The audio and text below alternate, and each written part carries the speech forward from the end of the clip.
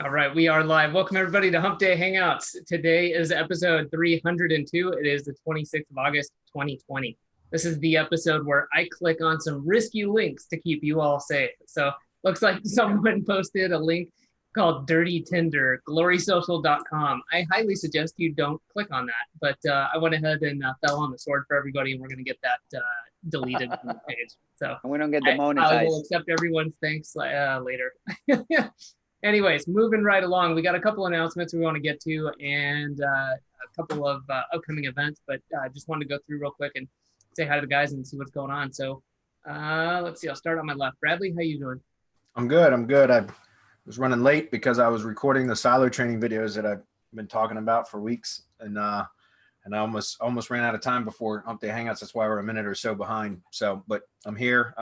Got a good start on it. I'll probably have that finished tomorrow. So you guys can go to semanticmastery.com/process, and you'll see the training as it gets updated over the next 24 hours or so. I should have that new silo training updated. So go check it out. Very nice. Cool. All right, Chris, how you doing? Been good here, enjoying the end of summer. Not hot anymore, but enjoying the last couple of days until it gets cold again here. And can't complain otherwise. Cool. Marco, looks nice and sunny. How weird. It's raining. Yeah, right. That's a window with a like a filmy curtain so you could see outside, but it's so bright. It's so bright that you can't see outside. I can't help it, man. What can I say? It's the price I pay for the life I live. Well, Forgive we appreciate you taking that for us. Right? Awesome. Last but not least, Hernan, how you doing, man? Good, man. It's good to have you back. Yeah, it's good to be back. I'm not gonna lie, it was kind of nice being out and about, going camping. Anyways, nice to get away, but happy to be back here and see everyone's faces. I see some familiar people in the chat as well. Happy to have you back. We didn't die. Yeah, I was That's like, cool. Man, Smack Mastery's still here. All right, great. Do you bring us something from the woods? I did, but with the pandemic, I'm just gonna have to keep it all. So, I'm really sorry. You prick. Adam's gonna have to take another one and go ahead and eat the mushrooms. I know it's rough. I've got all the mushrooms from the woods. I've got Glory Social. Mushroom Glory all right. Social can't get better. Getting a little more serious here. I did want to talk to everyone real quick. You no doubt have heard by now about Tofu Live, but it is coming up. So we're getting under the 30-day count. I know that a lot of people have talked to, we're going to have a lot more people joining. We have 40 seats left as of right now. But it is nice because I know this year, one of the ups of being virtual is you don't have to plan travel. You don't have to book a hotel room, all that. But I would say don't put this off too long because we are limiting it on purpose. If we had 1,000 people, there's some things we wouldn't be able to do that we're going to have be a part of the event. We're going to have some group discussions. We're going to have some case studies, some back and forth. So if you're considering Tofu Live, check it out. Go to tofulive.com, grab your ticket now. You can see the deadlines down here. We have about 8 or 9 days left on the VIP tickets. There's a very good reason for that. If you're in the US, you will get a beer sampling and food shipped to you. And we have to have all of that data in. There's additionally some stuff you're going to get on top of that, but you can come over here and read it. I want to also go down and talk to you about our guest speaker so far, not to get too into the details, but you can come over to Tofu Live and check it out. But we've got Jordan Fowler, all right, a mastermind member, but also the owner of Moon and Owl Marketing. Jordan's been, I don't know, Marco, you know more than I do, but I know Jordan gets up some pretty cool stuff and he's got an incredibly successful agency. So just having him talk about that to me is impressive, but I think he's going to go into some stuff here about content creation process and driving revenue. Well, it isn't only that he has a successful agency. It's the fact that he's able to rank for the most competitive keywords in a metropolitan area with I'd say 15 million people only. Now he focuses on part. I'm not going to say of all that he's doing all the 20 million people, but he's targeting a really large area with lots of people, lots of competition, and he's getting to the point where he doesn't even have to reach out to people. right? Where he doesn't have to go out, knocking on doors. You know how sucky that is, man. He's getting people coming to him. When you get that famous, or when you get that name, and not fame, but name, when you get that name, when you get that good, when you can produce results over and over and over, when you systematize, like we say, create that system that just works. I mean, this is what happens. You don't go out looking for people; they come to you. And best of all, it's po-fu. You name your price. It's not attendant on what they want to pay, because if they couldn't pay, they wouldn't be talking to you in the first place. They'd be looking for that cheap stuff. When they come to you and they already know that you have a name, that you're the big fish in the big pond, they know the money that's going to take. Definitely. Awesome. All right. And I do want to get into the questions, so I'll keep this short. We'll talk about these guys a little bit more. But Jeffrey Smith will be joining us for the third POFU Live here in 2020. He was with us for 2018, 2019. He's coming back. If you don't know who he is, go check out SEO Bootcamp, and then come out from under the rock you've been hiding under. Semanticmastery.com/SEO bootcamp. And the reason I say that is because it's half price if you buy it through our link. No shit. So just wanted to clarify that. Sorry, Adam. No, that's good. You just saved everyone some money, because I was just speeding through it. But we've got a quick video with him coming out. I believe Bradley Hernan, you sat down and talked to him briefly. So we're going to be sharing some of that information, what he's excited about POFU Live. And last but certainly not least, Brian Caddo. He's going to be talking to us. He's also an agency owner, and he's going to be giving a great presentation at POFU Live about getting better clients. And the most important part of that, good clients that stick with you. Because I think there's a lot of us out there, we've been in that situation where we could get clients, but then we found out that, sometimes it's harder to get those good clients and then have them stick around. So I think that to me is just as important. I don't want churn. I want to find good clients and I want them to stick with me. So I'm really excited to hear what Brian has to say about this. So with that said, head over to POFU Live, grab your tickets. If you have any questions about this, about the tickets, anything like that, just email support@semanticmastery and we'll get you straightened out. Before we dive into it, anything else we need to cover, you guys? Very briefly, I just want to mention what Marco was saying about the difference between inbound prospecting and outbound prospecting. Is he was talking about Jordan, and Jordan got people coming to him. That's inbound prospecting, right? That's people coming to him from referrals, or it could be from, content marketing, could be from any number of things where people have been exposed to who he is and then they seek him out. And that's a very, very, it's a much better position to be in when you're trying to take on new clients or, lead buyers or whatever it is that you're trying to do for your business. It's certainly it's a much different dynamic when somebody seeks you out first, because it puts you in a position of power, a position of fuck you, as we call it, right? Or a position of authority, because they already know that they want you they want to work with you, right? Or they want you to give them at least a proposal, pitch them a proposal. So that's a whole different dynamic than interruption marketing when you're doing outbound prospecting. Don't discredit either one of them, though. And the reason I started telling you this is because I've been playing around. What I'm going to be teaching about at POFU Live this year is prospecting. I've been working on some prospecting stuff for some lead gen assets of mine, and I'm using a new service called dubb.com. It's a video email platform, but it works really, really well. And just at the beginning, on Monday, I sent out an email to 15 tree service contractors, one video that I recorded and uploaded it to the Dubb platform. And I sent out one email to 15 tree service contractors, and I got 2 new lead buyers this week from it. That's pretty damn good. That's really, really good results. And I'm also working on some automations and things like that to really just start filling up the pipeline with tree service contractors on autopilot.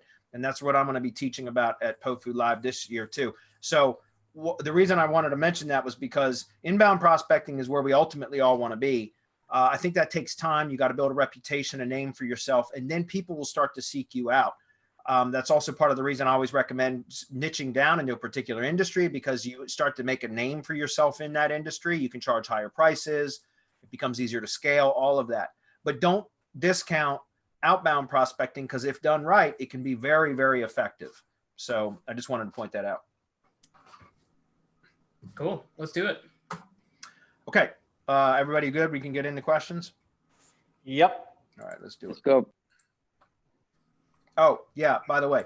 So go to semanticmastery.com/process, guys. This is the process street doc that I've been talking about for a few weeks, but I have not done the silo training. I will flesh this out with more text as well as, you know, what I've got in the slides and things like that as I finish the training. Like I said, I hope to have it done by tomorrow afternoon, but I just wanted to point out the website silo architecture training. A couple of the videos have been added. This will be fleshed out a little bit more, but this is going to be completely updated from the silo training that I recorded, I don't know, in 2014 or 15. So this is all updated.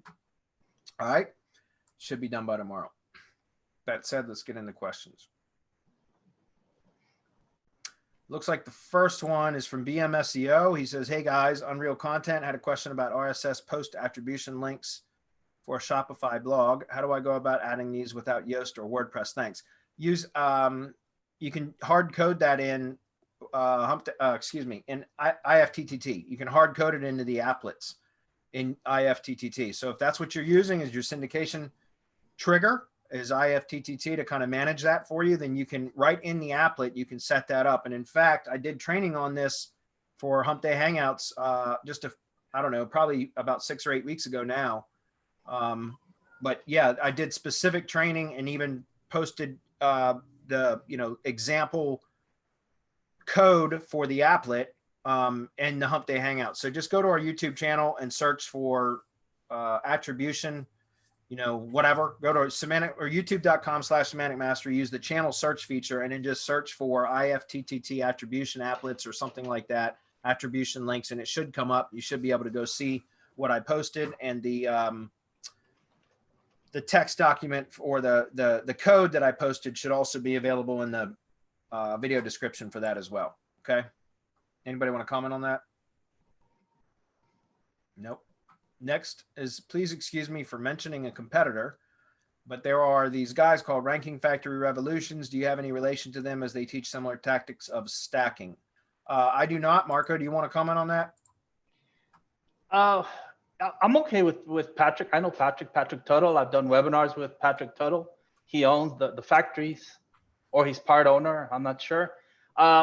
He'll be the first one to tell you that they're based on my tactics, on my original iframing concepts. So I appreciate him for that. He does mention that, and he mentions that often, guys. It's just different ways of trying to accomplish the same thing, which is ranking. I'm not saying, I can't really say anything about it because I don't know. I know people that use it and have success with it. I know people that use our stuff and have success with it. Eventually it comes down to a choice of what it is that you want to do and how you want to accomplish it. That's all it is.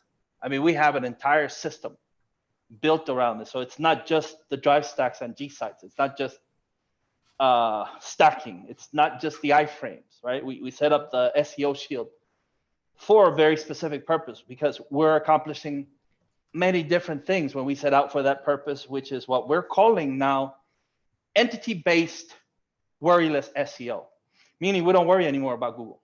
Haven't worried about a Google update. I mean, I see guys freaking out all the time. Google's constantly updating over 3,000 or 4,000 just last year.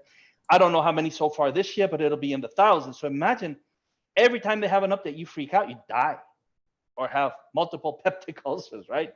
Perforated ulcers.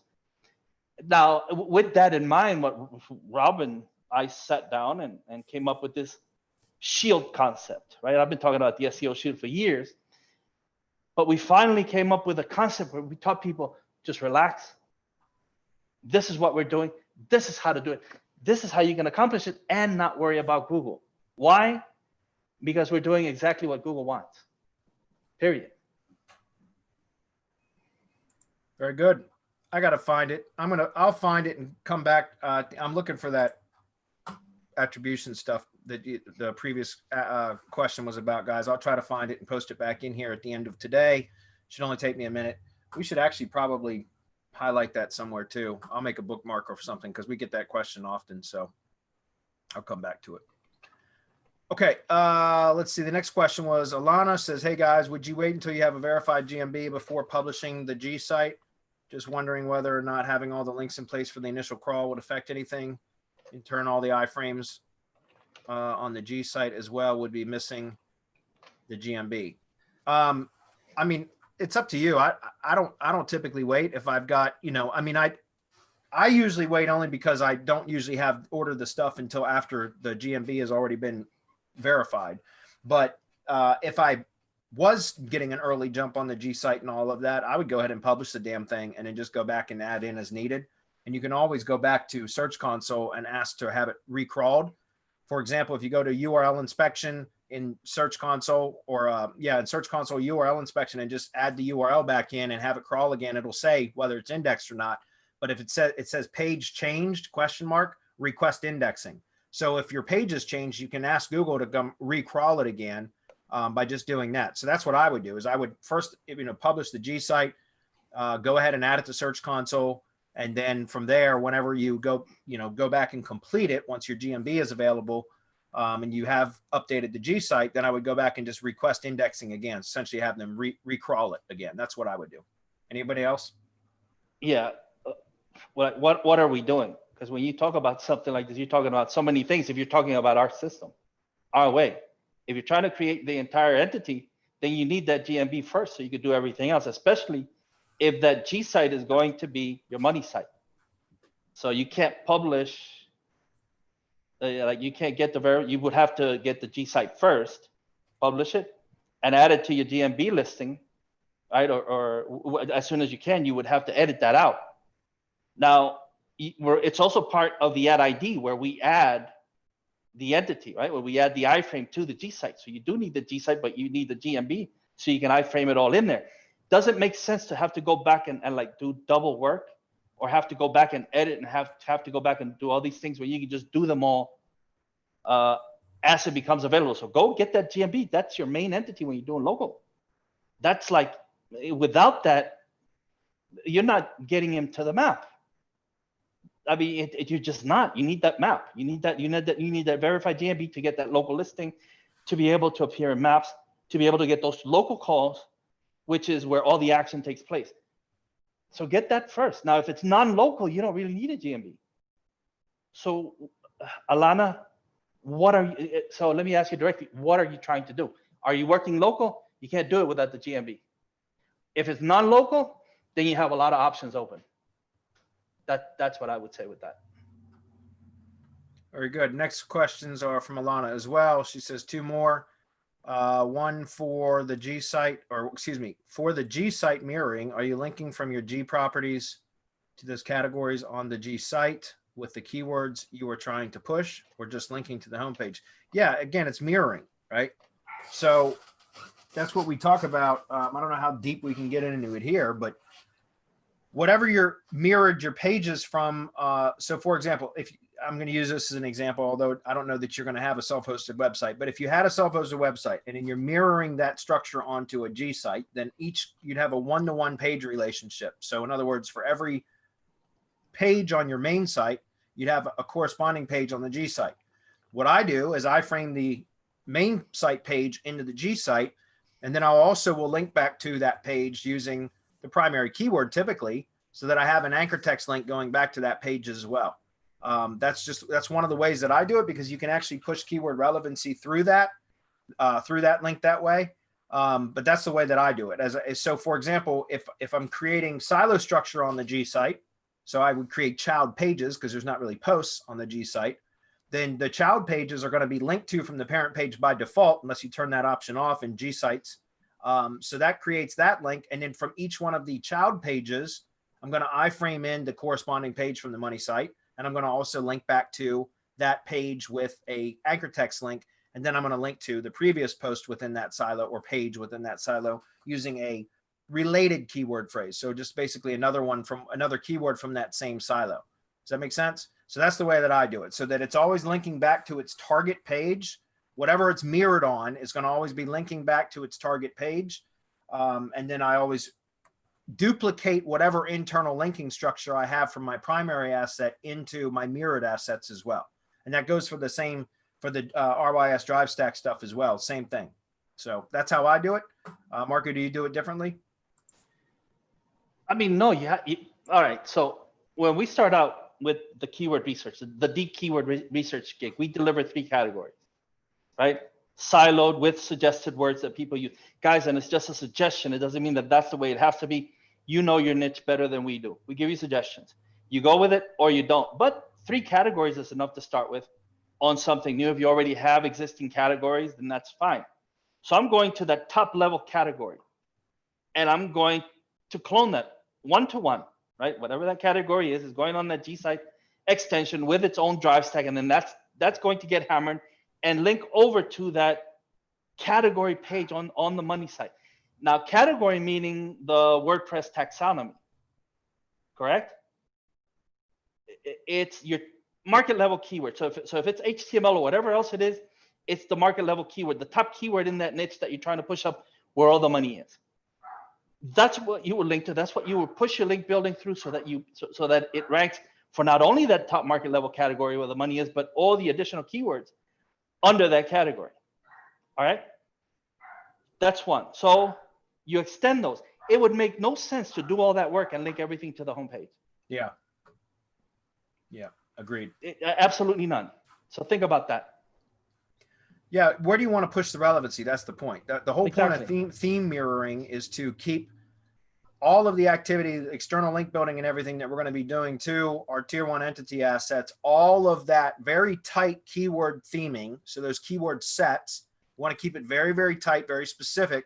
And we want to inject that into the appropriate area of the SEO shield, right? And then have the SEO shield direct it to the appropriate area on our money site, whether that's a G site as our money site, or if we have a self-hosted site, it doesn't matter. The whole point is you want to think about, go from the outside in, like, tiered link building, like top of funnel down to the bottom of funnel, right? Which would be very pinpoint accuracy where you want all of that relevancy that you just built through tiered link building, your entity assets and everything else. Where do you want to push that relevancy to? And that's really, really important. So just think of it that way. Think of it as like a funnel visually. You've got all this stuff on the outside and it keeps narrowing down to its ultimate target point, which is where you want to push all of it to. And you want to, with very specifically push it to certain areas on your site. And again, it's all about relevancy and how you stack content and everything else. And that's essentially what you're saying. Correct, Marco? Yep. Very good. All right, so the second part of that is, what is the SEO benefit of using link shorteners? It just gives you additional URLs. So you can also siphon some authority off of the domain shortener or the URL shorteners themselves, which is part of the reason why the mgyb.co shortener is working really well, because over the years it's been hammered with a shit ton of backlinks and everything else. So it's got some link juice built to it. And so we do the link shortening because it just gives, well, first of all, it turns really ugly URLs into something a lot shorter, but also you actually do siphon some authority from the domain itself that way. And it gives you additional link building targets too. What else can you add to that? No, I mean, there's a lot of benefits that aren't really talked about because people just don't know, that I'm not willing to share in an open room, that I haven't shared anywhere. I mean, not even with you guys, on how these shortened links can work to benefit everything that you're doing. But that's coming. That's coming in the heavy hitter club, by the way. So I will be sharing that at some point, why they work, how they work, why to avoid. I mean, any way you can, anything that's not a 301, anything other than a 301 should be avoided like the plague, right?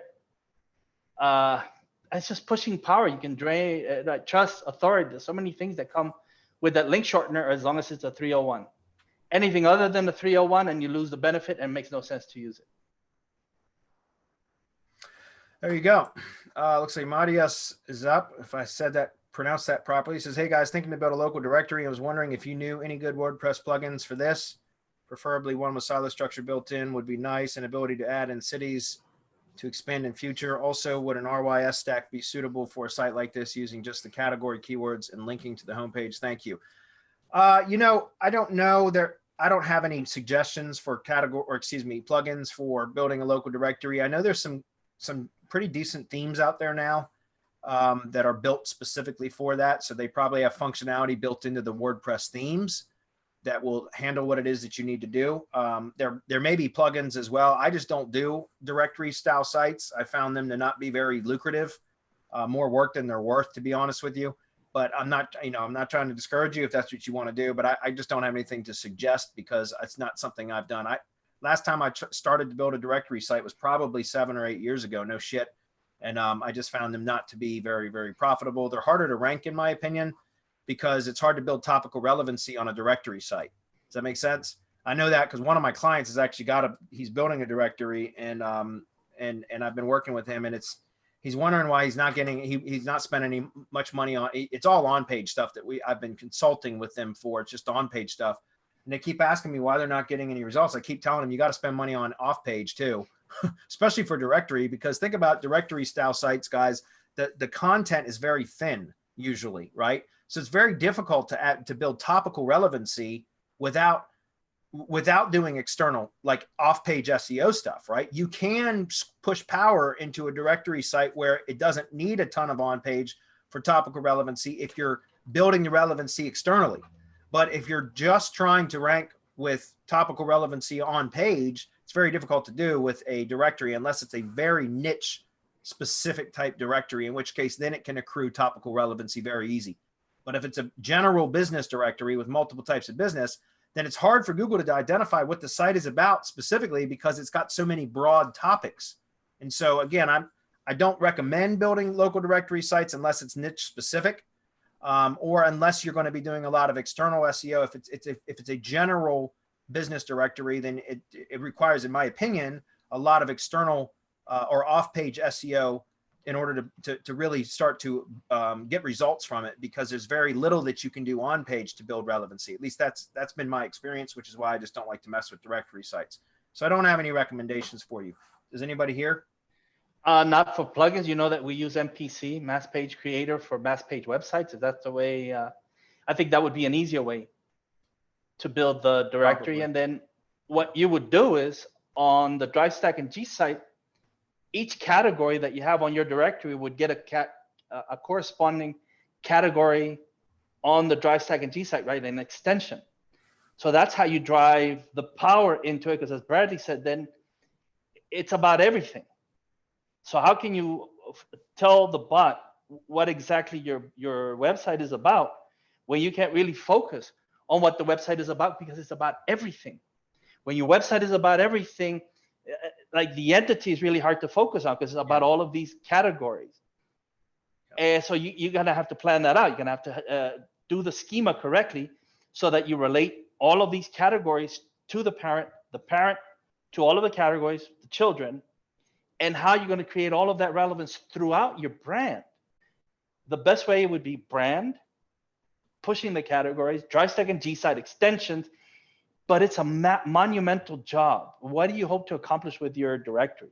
What's the point of this? Because if it's rank and rent, then it might be better to do something local where it's highly relevant, get those local services ranked, and then you can rent it out. You can offer it to people, right? It's a lot different.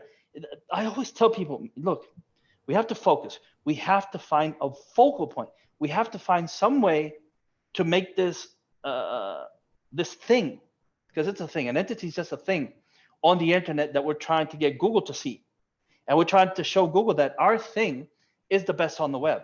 So how do we do this? If we're scattered all over, then to start, it's going to be so difficult to accomplish what it is that you're trying to do, which is rank every category and then everything under each category, which is a monumental job. I mean, you're talking about just hundreds of thousands, if not millions of dollars to get something like that. Yelp didn't grow out overnight. Yelp's been around for years. Any other directory that you can talk about, it's been around for years. To start out, you can't bootstrap it. You can't, I'm going to put in some sweat equity and a couple of $100, and here I go. Not going to happen. Yeah, in my opinion, a better method, if you want to go the directory style, is to go with a local directory in a particular city, but build the primary site out as a local events and news type site. Like, in other words, you can, and there's something that we've got in the works that we're going to be bringing to you guys in the coming months. But it's along these lines where you can build out like a local media or local news style site for a particular city.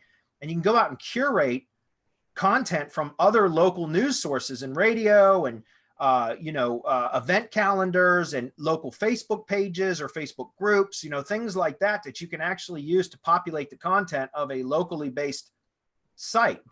And that will start to generate, from having content that you don't even have to produce because it's produced. Again, you can use like Damon Nelson's RSS master for that as an example. Those are things that you can do that you can actually get a site that will start to accrue traffic once it gains a little bit of traction. And then from there, you can start to sell or rent, like business listings on there, or even just rent or sell ad space, right?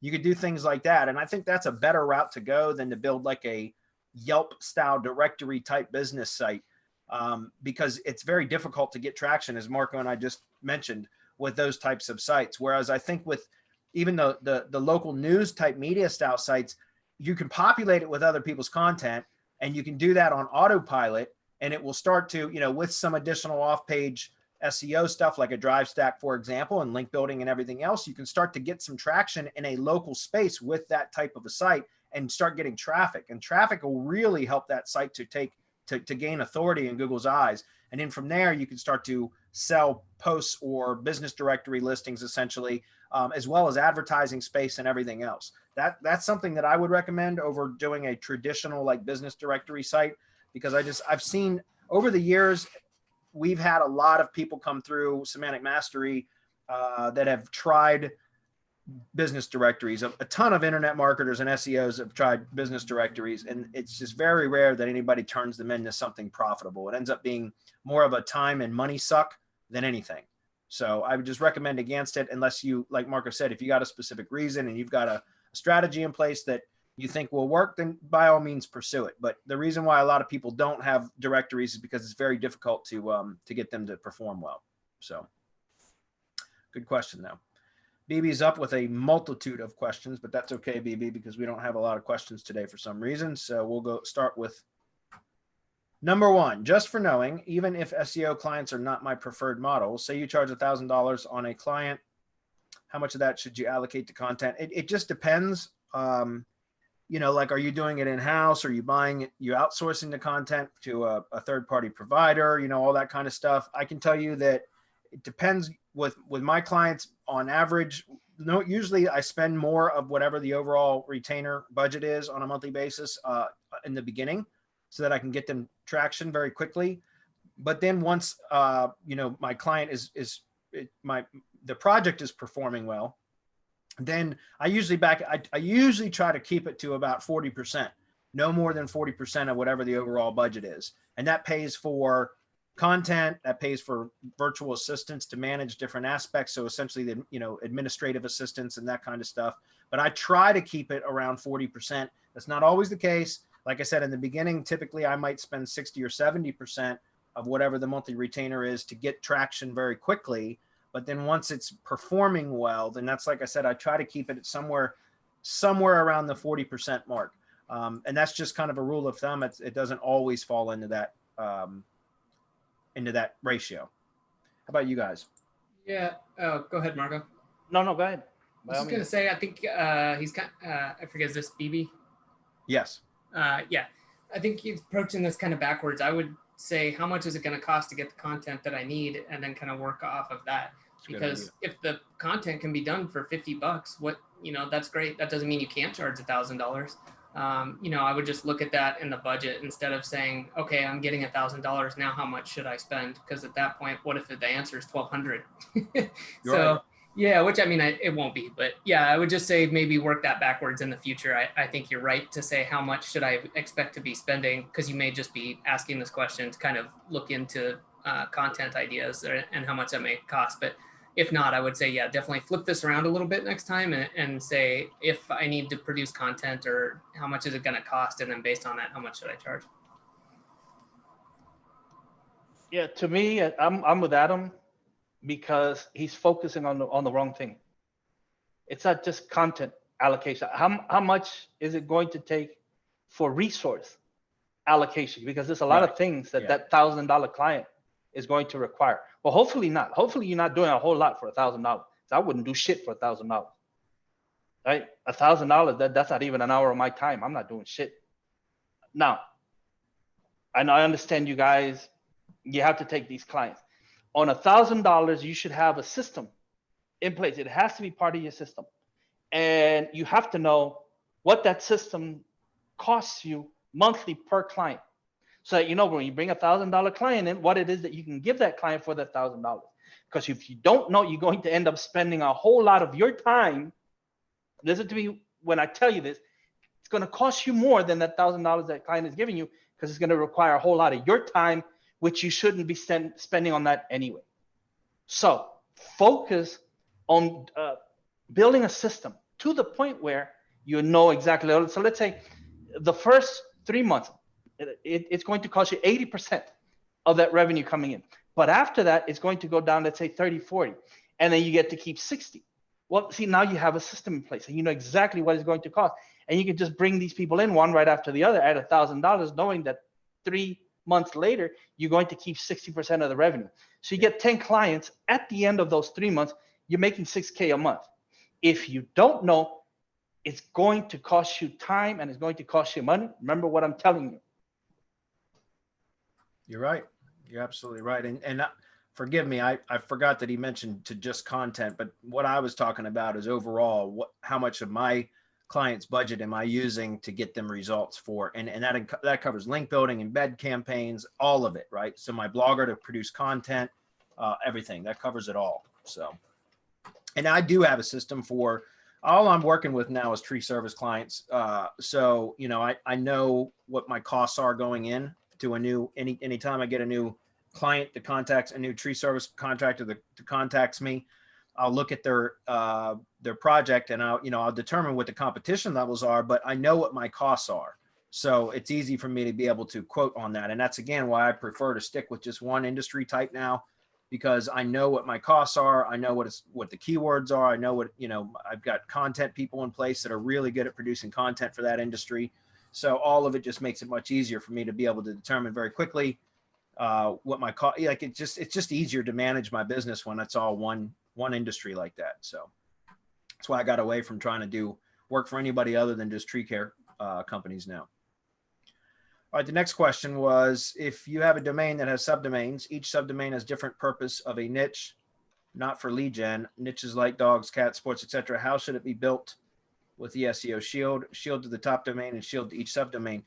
Well, yeah, I mean, if each subdomain is kind of its own standalone topic, then that's what I mean, again, I don't like, how do you have things branded together? Remember, it's about the entity too. It's not just about the topics, it's about the entity. So that's kind of a difficult question to answer because I don't have all of the details of, what the structure of the project is that you're talking about is.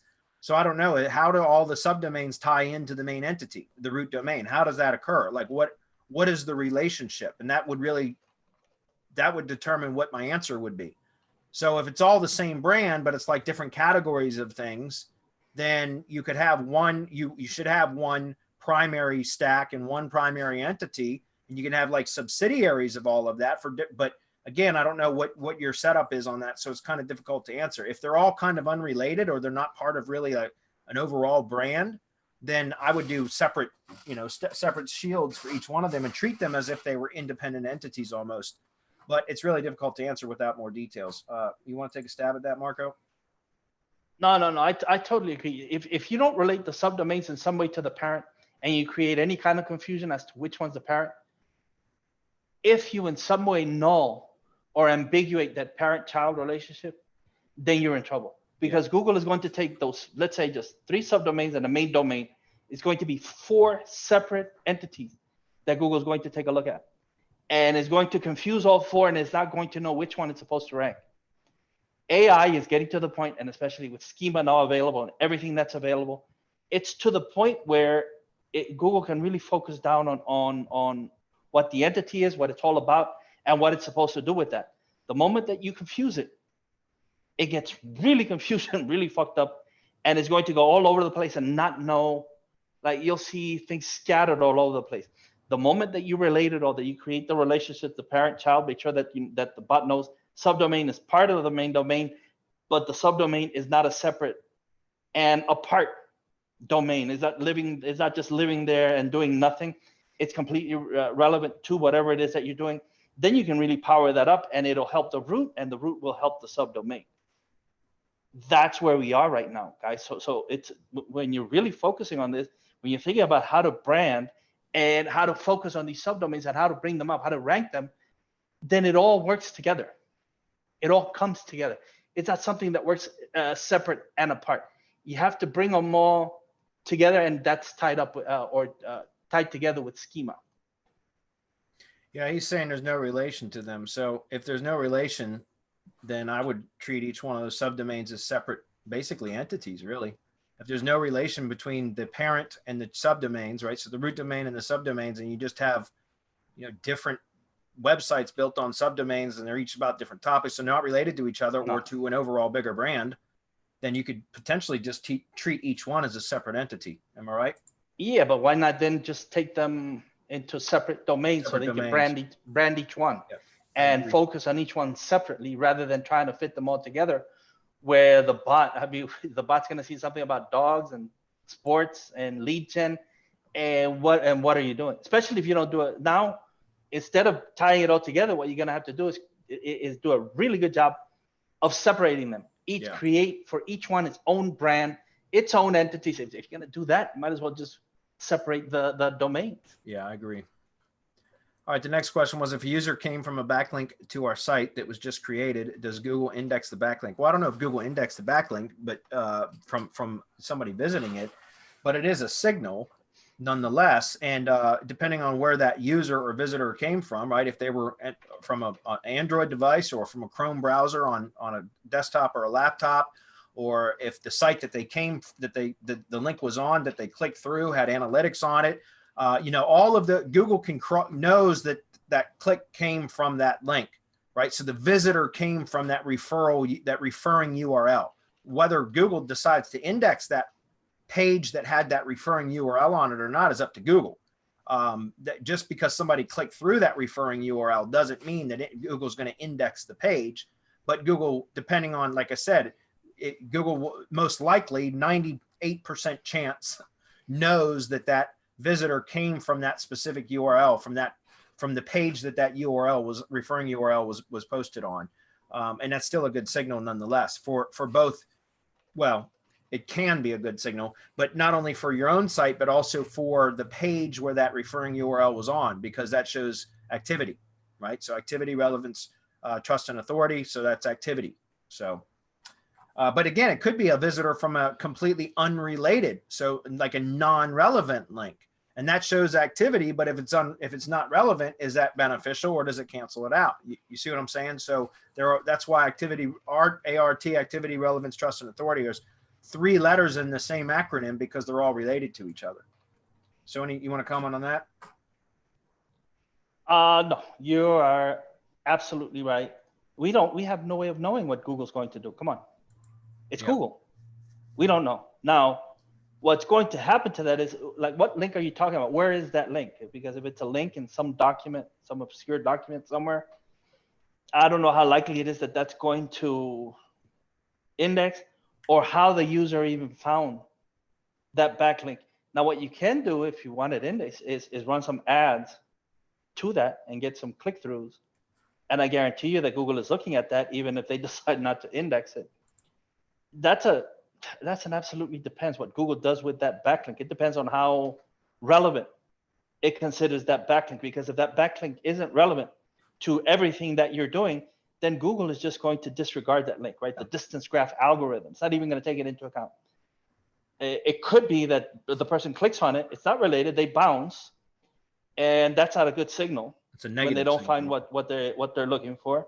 And so that link, it's discounted unless it's coming from a very powerful domain to start with, where the relevance gets transferred in another way. Let's just call it that way, so I don't have to go deep into that.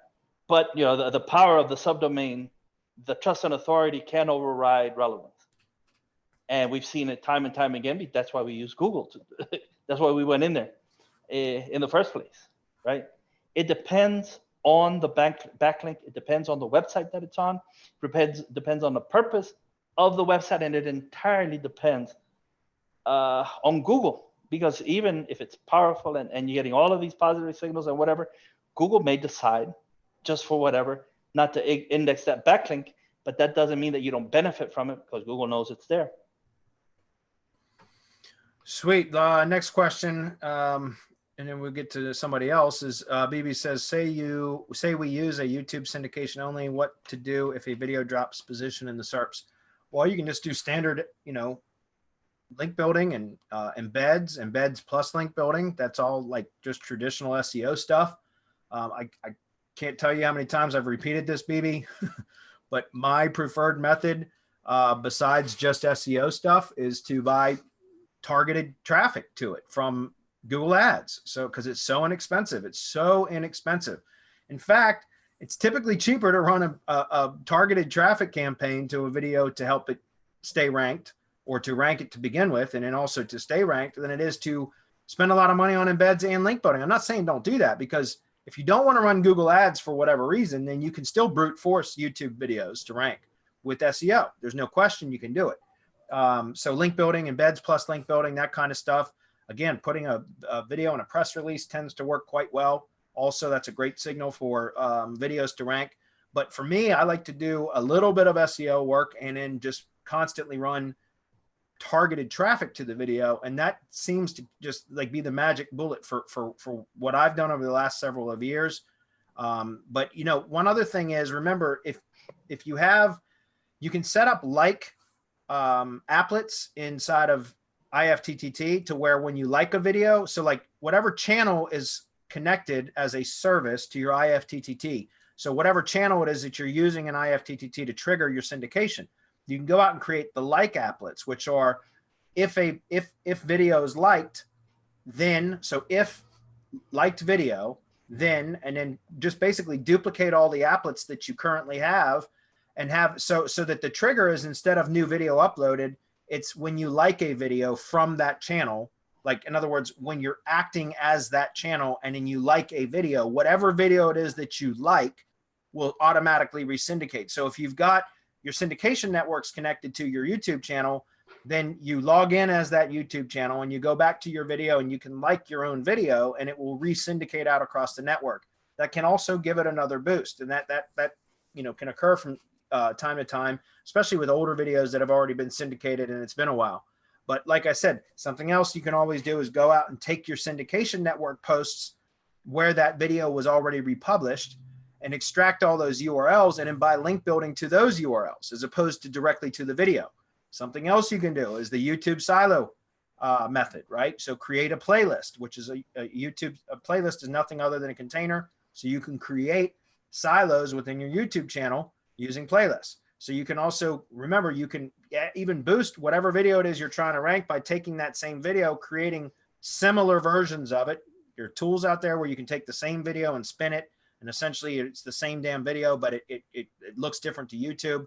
You can create playlists with your video that you want to rank at the top of the playlist, and then add all those additional videos in the playlist as supporting keywords, just like silo architecture on a WordPress site or on a website, and then interlink all of those back up to that top level video. And again, I cover all that stuff in YouTube Silo Academy, which you should already have access to, BB, if you've ever purchased anything from us. I think we just give it away now. If not, it's $7, go buy it. But that's something else you can do. So there's a number of things you can do for YouTube. Again, for me, the easiest thing in the world to do is just go, once the initial SEO push is done, I just go buy targeted traffic, and that tends to work every time. So any comments on that, guys? The three pillars that we work by, that we work under, that we live by are activity, relevance, trust, and authority. You have a video, and for whatever reason, it's dropping. You already have the relevance because you got it on a playlist. You've done the video optimization. You've done everything you can with the video file. You got it on a playlist. So that's fine. You're on YouTube. So your trust and authority is there. So now what you're missing in this, because you originally ranked it and it started to fall, is the activity. If you're not getting the activity so it's user signals, especially in YouTube. If people aren't sending YouTube, the YouTube algorithm, the proper signals for your video, then it's likely that your video is going to drop because people are finding more relevant videos. How is that relevance determined? Well, if people come to the video, they stay on the video, they watch it all the way through, and then they take some kind of action on the video. How do you accomplish that when nobody's coming to watch your video? Bradley just said it. Get activity in there, run some ads, relevant people, right? You're going to create an audience for that video of people who are looking for that, whatever that thing is. Doesn't matter. Your audience has to be built around people. It can be location-based, right? It can be geographical relevance, or it can be topical relevance. It can be about the topic people who are interested in that. It can even be an age range, where you're hyper focused on that range, on those demographics. No matter what it is, if you're not getting eventually traffic to that video, then how are you going to keep it or even boost it up when there's people who have YouTube videos with traffic? I mean, we have to be really logical about this and say, the one piece I'm missing here. So Marco says that there's 3 pillars in this, and the 3 pillars are activity, relevance, trust, and authority. I'm missing the activity because I don't have anybody watching my video. How do I get people to watch my video? Well, I mean, you could include the embed on in a press release. That'll get activity to it for sure. Or you can do a combination. Do that. Send a press release with the video embed, and especially get some pay for it. It's pennies, guys. If you're outside the U.S.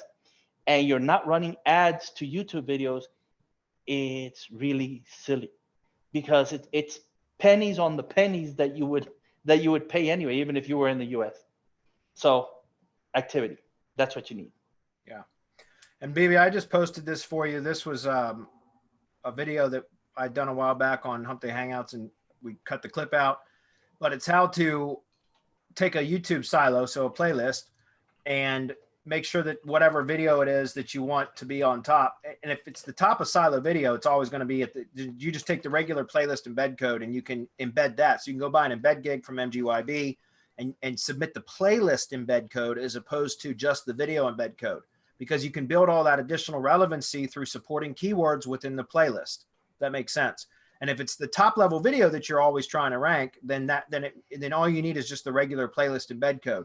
But there's a lot of strategic things you can do with YouTube silos as well, such as you can publish content on a blog, just for example, that for each one of the supporting keywords, right? Each one has its own supporting, its own blog post optimized for that supporting keyword within the silo. And you can take the playlist and then, again, if you're optimizing, even if it's the same video and you just spin the video and change the title of the video to each one of the supporting keywords. So each version of the video has its own unique title with a longer tail version of whatever your primary keyword is and all that kind of stuff.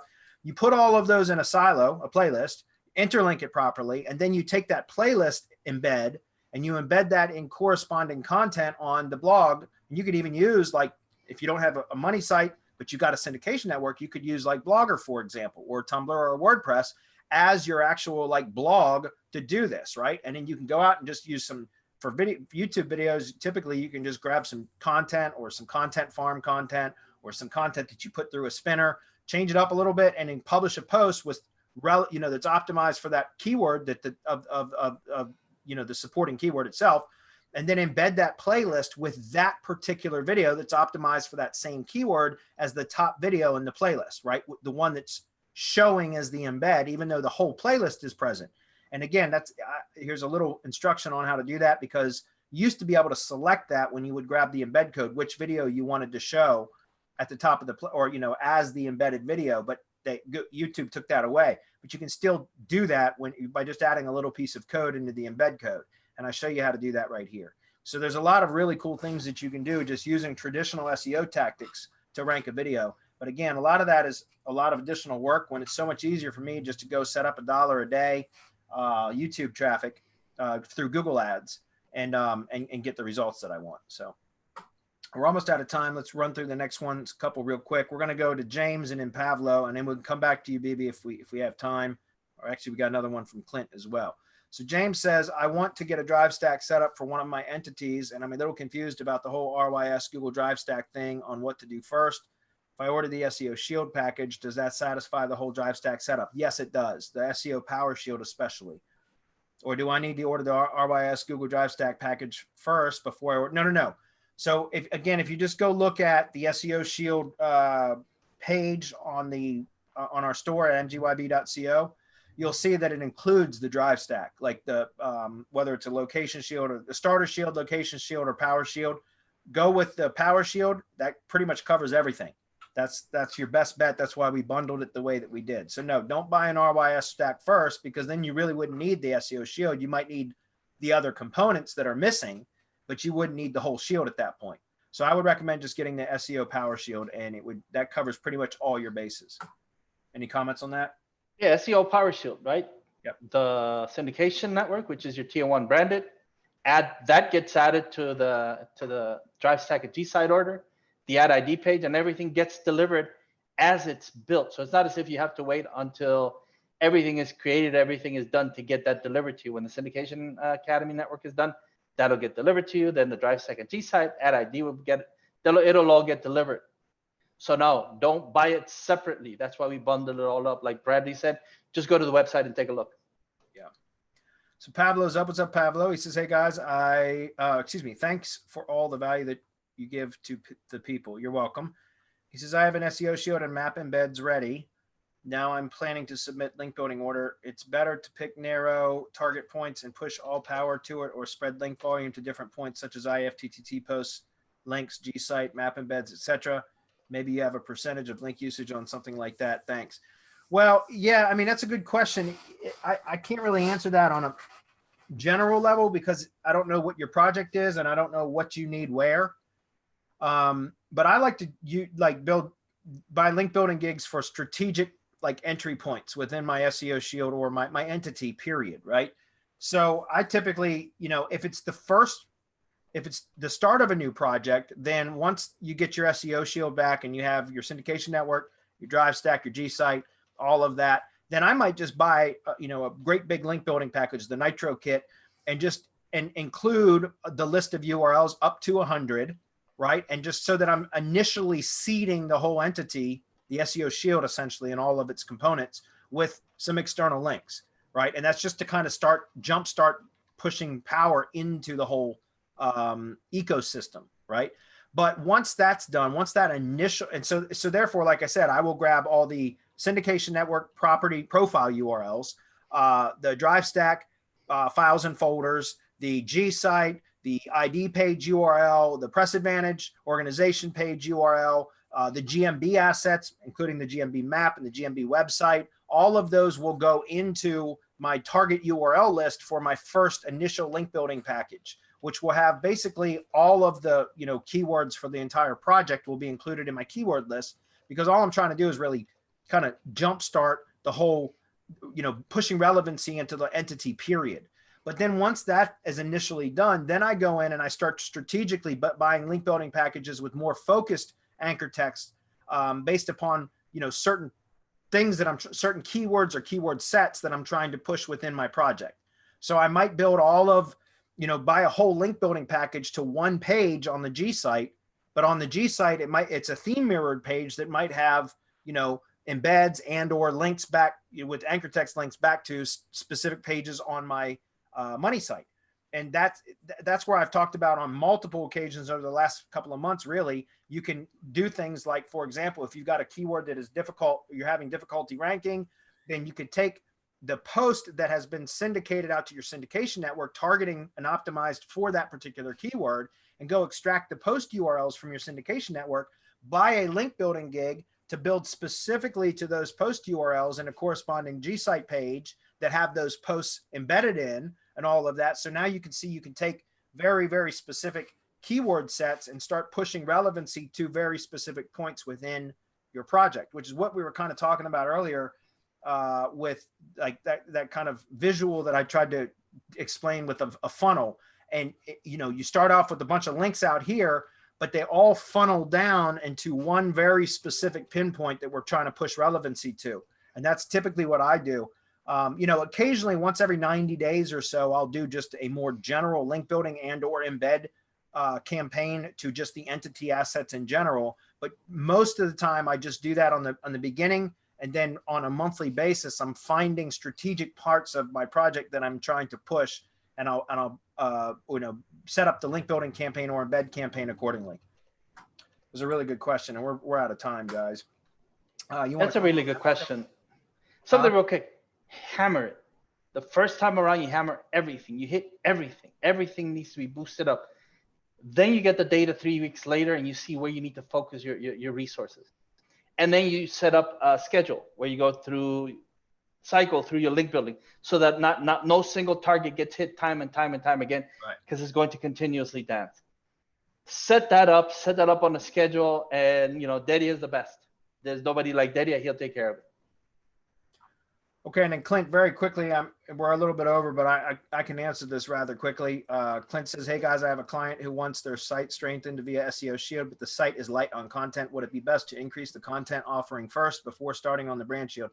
No, and here's why. Because it's going to take a little bit of time for the SEO Shield to be built anyway. And then once it's built, it takes time for it to really start to gain traction. And, link building is going to be done to it, as we always recommend, and all that other stuff. So no, I would just go ahead and order it now, because you can be working on adding and fleshing out the content on the money site as you're waiting for everything else to be built. As long as you have the primary target URL for the project to begin with, there's no reason you can't order that now and have it, and you can work on beefing the content up as you're waiting for the SEO Shield to be built. And even once it's built, you can still add more on-page. You can do more on-page SEO as you're link building to your drive stack and such. So my point is, I wouldn't wait. I'd go ahead and just order it now. As long as you have the primary asset that you're going to push relevancy to completed and published online, like it's live, then there's no reason you can't order the Shield now. Marco, would you agree? Absolutely. Very good. Okay, guys. Thanks everybody for being here. We will see you guys next week. See ya. Bye, everybody.